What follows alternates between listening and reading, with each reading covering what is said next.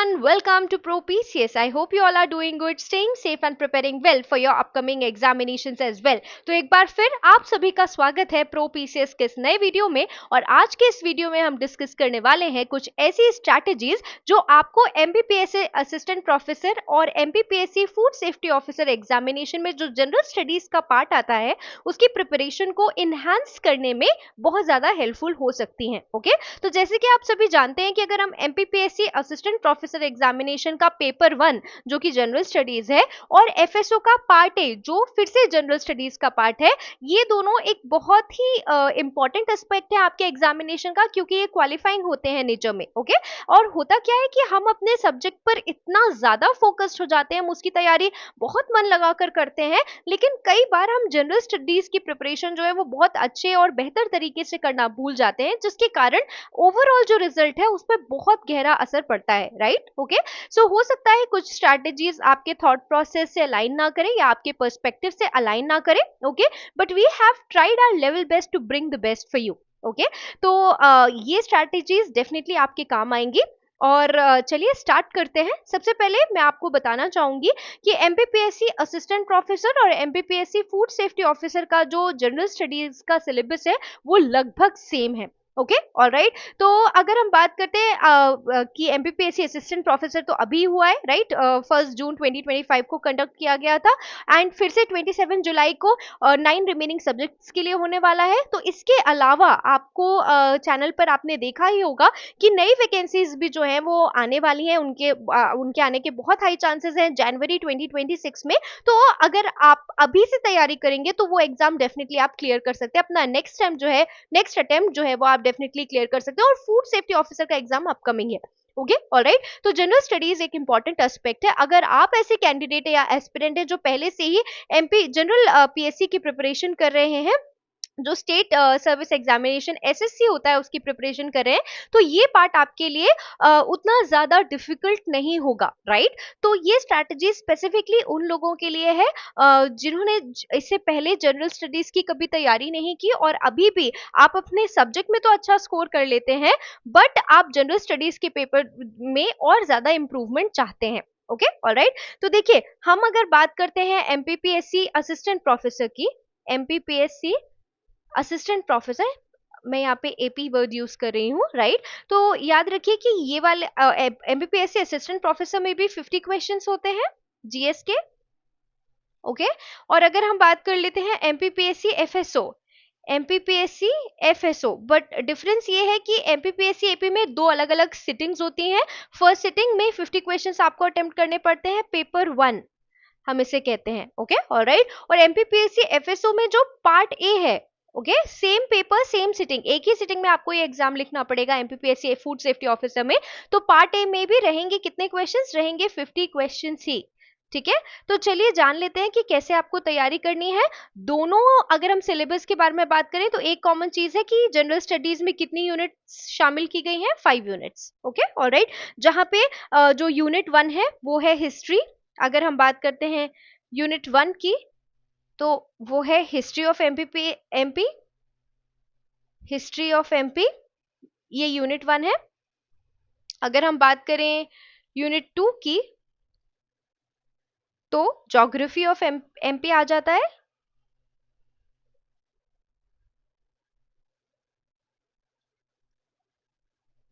Right? अगर हम बात करते हैं यूनिट 3 की, तो polity plus economy, polity plus economy of MP। अगर हम यूनिट 4 के बारे में बात करें तो tribes of MP, tribes, heritage, folk culture, folk literature right ये सारी चीजें आप बोल सकते हैं आर्ट एंड कल्चर से रिलेटेड जो है वो यूनिट 4 है। और अगर हम यूनिट 5 के बारे में बात करते हैं, ठीक है, तो आपका जनरल अवेयरनेस का पार्ट पूरा आ जाता है, जीए, या इसे आप करंट अफेयर्स भी कह सकते हैं, ठीक है, ऑलराइट। तो जनरल अवेयरनेस आ जाती है इसमें, और इसके साथ साथ ही जो रीसेंट चीजें न्यूज में है एमपी से रिलेटेड, आपके कंट्री से रिलेटेड, और साथ साथ में आर्टिफिशियल इंटेलिजेंस, एआई, और बेसिक कंप्यूटर नॉलेज जो है वो आपके यूनिट 5 में है। ओके, तो ये सारे जो यूनिट्स हैं वो जनरल स्टडीज में है। अगर हम बात करते हैं अभी रिसेंट एग्जाम की, अगर हम बात कर लेते हैं एमपीपीएससी एफएसओ की, ठीक है, ऑलराइट, और यही यूनिट्स जो है वो आपके एमपीपीएससी असिस्टेंट प्रोफेसर में भी, असिस्टेंट प्रोफेसर एग्जाम में भी पूछी जाती है। ओके, ऑलराइट, तो चलिए जान लेते हैं कि हम तैयारी कैसे कर सकते हैं। ओके, तो सबसे पहले तो मैं चाहूंगी कि आप कुछ बुक्स के नाम यहाँ पर नोट कर लें। मुझे लगता है आप पहले से ही अवेयर होंगे इन बुक्स के नाम से, लेकिन हम एक बार फिर से डिस्कस कर लेते हैं, ठीक है, alright, just give me a quick moment. Okay, alright, तो देखिए सबसे पहली बुक जो आप रेफर कर सकते हैं, ओके, वो है पुणेकर की एमपी की बुक आती है, आप उसे रेफर कर सकते हैं। ओके, इसके अलावा आप परीक्षा धाम एक बुक आती है एमपी जीके की, परीक्षा धाम, ये बुक जो है आप रेफर कर सकते हैं, ठीक है, या तो आप माहेश्वरी की बुक रेफर कर सकते हैं। ओके, ऑलराइट, इसके अलावा अरिहंत पब्लिकेशन की भी एमपीजीके की बुक आती है, ठीक है, तो आप उसे भी रेफर कर सकते हैं। ओके, अरिहंत पब्लिकेशन की एमसीक्यू बेस्ड बुक भी है जो वो आती है। Okay, MCQs based on previous year questions, PYQ based book भी आती है अरिहंत पब्लिकेशन के अंडर, तो वो बुक भी आप रेफर कर सकते हैं। ओके, ऑलराइट, इसके अलावा महावीर की भी एक बुक आती है, महावीर, महावीर की भी एक बुक आती है जो कि ऑब्जेक्टिव बुक है, ठीक है, ऑलराइट। तो देखिए सबसे पहले हम एक बात यहाँ पे समझ लेते हैं कि ये सारी बुक्स जो है इनको आप रेफर कर सकते हैं। इसके अलावा ऑफिशियल वेबसाइट, ठीक है, इन बुक्स के अलावा आप ऑफिशियल वेबसाइट्स, ऑफिशियल वेबसाइट्स की भी हेल्प ले सकते हैं। ओके, और इसके अलावा एक रिसोर्स है आपके पास यूट्यूब। ओके, ऑलराइट, तो देखिए मैं सबसे पहले तो बोलूंगी कि यदि आप इससे अभी एमपीपीएससी असिस्टेंट प्रोफेसर का एग्जाम दे चुके हैं, ओके, या इससे पहले भी आप अटेम्प्ट्स दे चुके हैं, या एफएसओ का भी पहले आपने किसी दूसरे स्टेट का अटेम्प्ट दिया, या आपने जो सेंट्रली एफएसओ होता है उसका अटेम्प्ट दिया, तो मैं चाहूंगी कि आप एक थॉरो एनालिसिस करें अपने प्रीवियस परफॉर्मेंस का। फॉर इंस्टेंस हम एक छोटे से एग्जाम्पल के थ्रू समझने की कोशिश करते हैं। फॉर इंस्टेंस कैंडिडेट ए जो है, इन्होंने अभी असिस्टेंट प्रोफेसर का एग्जामिनेशन दिया, ठीक है, और उन्होंने अपने स्कोर जो है उनको एनालाइज किया based on the final answer की। ओके, अभी रिसेंटली फाइनल आंसर की रिलीज की गई असिस्टेंट प्रोफेसर की, उन्होंने अपना जो परफॉर्मेंस है पेपर 1 का वो चेक किया। ओके, ऑलराइट, तो देखिए क्या हुआ कि जब वो अपना परफॉर्मेंस चेक कर रहे थे तो उनको एक एनालिसिस मिलेगा। आपको एनालिसिस कैसे करनी है वो मैं बताती हूँ। हम सिर्फ क्या करते हैं, we just count the total number of correct questions and then we are done, right? But this is not how it has to be done, ठीक है, ऐसे नहीं करना है आपको, क्योंकि उससे आप कभी भी अपने स्ट्रेंथ्स और अपने एरियाज ऑफ इंप्रूवमेंट आइडेंटिफाई नहीं कर पाएंगे, ठीक है। तो सबसे पहले एनालाइज कीजिए कि कौन कौन से ऐसे सेगमेंट है जहां पे सबसे ज्यादा नंबर ऑफ करेक्ट आंसर्स आपके हैं, ठीक है। फॉर इंस्टेंस हिस्ट्री से जितने क्वेश्चन थे वो मेरे सारे के सारे करेक्ट हैं, तो हिस्ट्री मेरा स्ट्रेंथ हो जाता है, ठीक है। फॉर इंस्टेंस ज्योग्राफी से जितने क्वेश्चंस आए थे वो सब के सब मेरे इनकरेक्ट थे, तो वो मेरा एरिया ऑफ इंप्रूवमेंट हो जाएगा। ओके, या ट्राइब हेरिटेज से रिलेटेड जितने क्वेश्चन थे उन सब में मैंने 100% अटेम्प्ट किया और 100% करेक्ट आंसर्स थे मेरे, तो ये मेरा स्ट्रेंथ हो जाता है। ओके, या जीए और कंप्यूटर, बेसिक कंप्यूटर नॉलेज में मेरे जितने क्वेश्चंस मैंने अटेम्प्ट किए वो सभी के सभी करेक्ट थे, तो वो मेरा स्ट्रेंथ हो जाता है, ठीक है।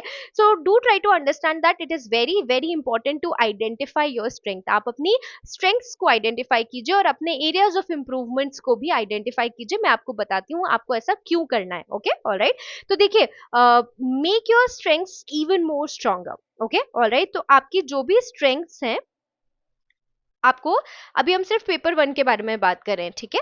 तो आपकी जो भी पर्टिकुलर जो पार्ट है वो आपकी स्ट्रेंथ निकल के आ रही है, आपको उसको और रिवाइज करना है, उसके बेस्ड, उस पर बेस्ड और ज्यादा क्वेश्चन सॉल्व करने हैं, ताकि वो जो आपकी स्ट्रेंथ है वो और ज्यादा स्ट्रांग होते जाए, ओके। बट क्योंकि वो particular part of the sub syllabus आपका ऑलरेडी से एक स्ट्रेंथ एरिया है, तो आपको उसमें बहुत ज्यादा समय और बहुत ज्यादा मेहनत दोनों ही नहीं करनी पड़ेगी, ओके, ऑलराइट। तो आपको क्या करना है, अपनी स्ट्रेंथ्स को और स्ट्रांग करना है। हमसे गलती ये हो जाती है कि जहां पर भी हम अच्छे होते हैं हम उसको पढ़ना ही छोड़ देते हैं, और अगले बार जब आप नेक्स्ट अटेम्प्ट देने बैठते हो तो आप ऑब्जर्व करते होंगे कि उस पर्टिकुलर पार्ट से आपको क्वेश्चंस बिल्कुल भी नहीं बनते, ठीक है। तो हमें अपनी स्ट्रेंथ्स को और ज्यादा स्ट्रांग करना है, रिविजन करके और उन पर, उस पर्टिकुलर टॉपिक पर बेस्ड और ज्यादा क्वेश्चंस को सॉल्व करके, ओके, ऑलराइट। इसके अलावा जो आपके एरियाज ऑफ इंप्रूवमेंट है, आपके जो भी एरियाज ऑफ इंप्रूवमेंट है, ऑलराइट, उन पे भी आपको फोकस करना है। तो सबसे पहले फोकस करने के लिए क्या करना चाहिए आपको, सबसे पहले आप प्रीवियस ईयर क्वेश्चंस को रेफर कीजिए, ओके। पीवाईक्यूज को आप रेफर कीजिए। पीवाईक्यू को रेफर करने से आपको समझ आएगा कि वो जो पर्टिकुलर कंसेप्ट आपका एरिया ऑफ इंप्रूवमेंट है, वो उस पर्टिकुलर टॉपिक से किस प्रकार के क्वेश्चन जो है वो एमपीपीएससी पूछता है, ओके।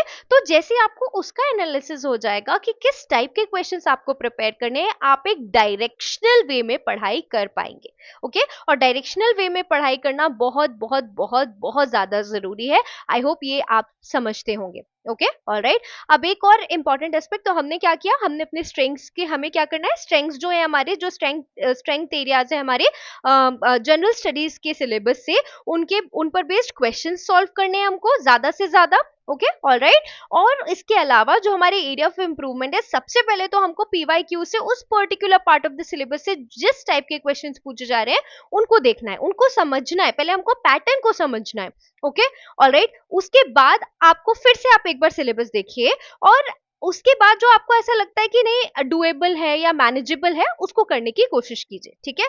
अब हम एक और इम्पॉर्टेंट एस्पेक्ट पे बात कर लेते हैं। कुछ इम्पॉर्टेंट टॉपिक्स हैं जो आप अगर पढ़ेंगे तो उनसे पर्टिकुलर एग्जाम्स में क्वेश्चंस बहुत ज्यादा पूछे जाते हैं, तो हम वो टॉपिक्स भी एक बार जल्दी से डिस्कस कर लेते हैं, ठीक है, ऑलराइट। तो just give me a quick moment again, ठीक है।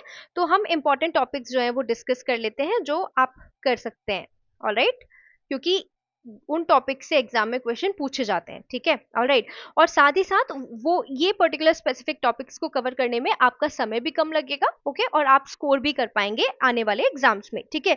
तो सबसे पहले अगर हम बात कर लेते हैं यूनिट 1 की, अगर हम एफएसओ का ही सिलेबस देखें, और यूनिट 1 की, अगर एफएसओ और एमपीपीएससी एपी का सिलेबस लगभग सेम है, जनरल स्टडीज का कोई डिफरेंस नहीं है, ओके, बहुत ज्यादा डिफरेंस है ही नहीं, ओके। तो अगर हम बात करते हैं यूनिट 1 हिस्ट्री, तो देखिए फ्रीडम मूवमेंट जो है मध्य प्रदेश का, फ्रीडम, अगर आप जनरल पीएससी की प्रिपरेशन करते हैं तब भी ये जो पर्टिकुलर टॉपिक है ये बहुत ज्यादा इंपॉर्टेंट है।